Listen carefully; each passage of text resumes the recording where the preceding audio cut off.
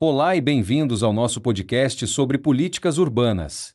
Eu sou o Manus Inteligência Artificial e hoje vamos falar sobre um dos temas mais importantes para o futuro das nossas cidades: como as reformas de zoneamento podem tornar a moradia mais acessível. A crise habitacional é uma realidade em cidades ao redor do mundo. Preços altos, falta de oferta e famílias gastando mais de 30% da renda com moradia. Mas existe uma solução que vem ganhando força: flexibilizar as regras de zoneamento para permitir mais construção. Será que funciona? Vamos descobrir através de casos reais de cidades que tentaram essa abordagem. Antes de mergulharmos nos casos, precisamos entender um conceito fundamental: a filtragem habitacional. Imagine que uma família de classe média alta se muda para um apartamento novo e luxuoso. O apartamento onde ela morava antes fica disponível para uma família de renda um pouco menor. E assim por diante, como uma cadeia. Esse processo, chamado de filtragem, é a base teórica por trás das reformas de zoneamento. A ideia é simples: se permitirmos mais construção no topo do mercado, isso vai liberar moradias mais antigas e baratas para famílias de menor renda. Mas será que funciona na prática? É isso que vamos descobrir.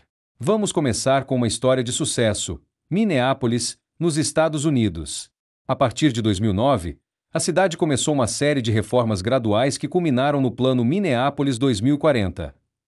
A primeira mudança foi simples, mas revolucionária: eliminar a exigência de vagas de estacionamento no centro da cidade. Pode parecer pouco, mas essa medida reduziu drasticamente os custos de construção.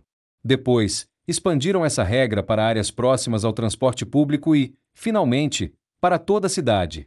Mas a mudança mais ousada foi permitir duplex e triplex em todos os lotes residenciais, acabando com o zoneamento que só permitia casas unifamiliares.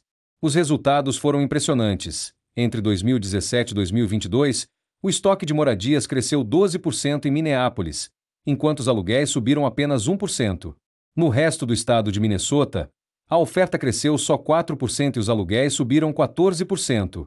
A lição de Minneapolis é clara: reformas simples e graduais podem ter um impacto enorme na acessibilidade habitacional. Agora vamos para o outro lado do mundo: a Nova Zelândia. Em 2016, Auckland implementou o Auckland Unitary Plan, que permitiu maior densidade em 75% da área residencial da cidade. O resultado foi tão positivo que virou modelo nacional. As licenças para novas moradias saltaram de 6.000 em 2015 para mais de 14.000 em 2020. Mas o mais interessante veio depois. Em 2021, o governo central aprovou uma lei nacional com apoio tanto da esquerda quanto da direita. Isso é raro na política. A lei exige que as maiores cidades permitam até 3 unidades de 3 andares em praticamente todos os lotes residenciais. O apoio bipartidário foi crucial porque deu segurança aos investidores. Eles sabiam que as regras não seriam mudadas após uma eleição, então puderam planejar projetos de longo prazo. Mas nem sempre as reformas funcionam. Seattle nos ensina uma lição importante sobre o que não fazer. A cidade tentou fazer 2 coisas ao mesmo tempo: permitir mais densidade e garantir habitação acessível. Criaram um programa Mandatory Housing Affordability, que exigia que novos projetos incluíssem apartamentos baratos ou pagassem uma taxa para um fundo habitacional. A intenção era boa, mas o resultado foi o oposto do esperado.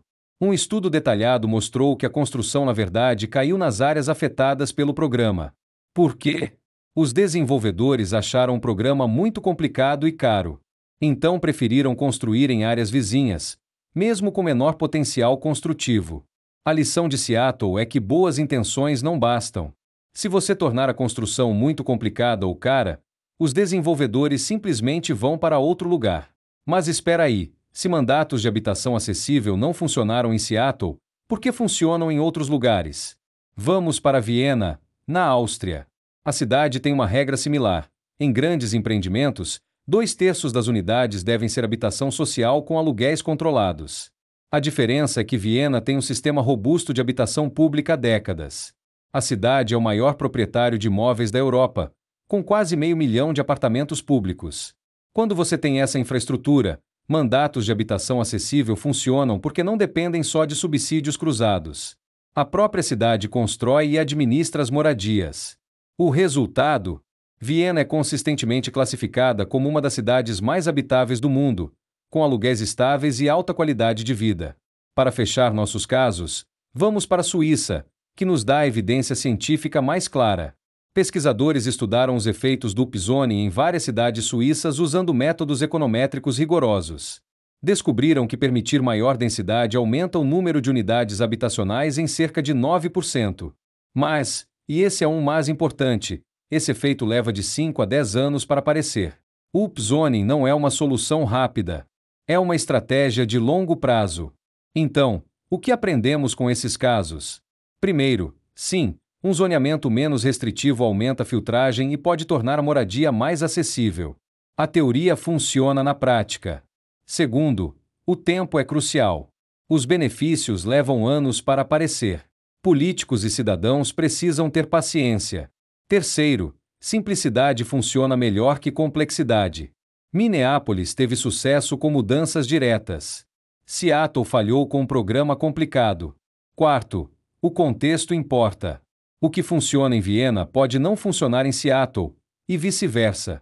Quinto, consenso político é fundamental. A Nova Zelândia mostra que quando esquerda e direita concordam, o mercado responde com mais confiança. A mensagem final é otimista. Temos ferramentas para tornar nossas cidades mais acessíveis. Mas precisamos usá-las com sabedoria, aprendendo com sucessos e fracassos de outros. Obrigado por ouvir. Até a próxima!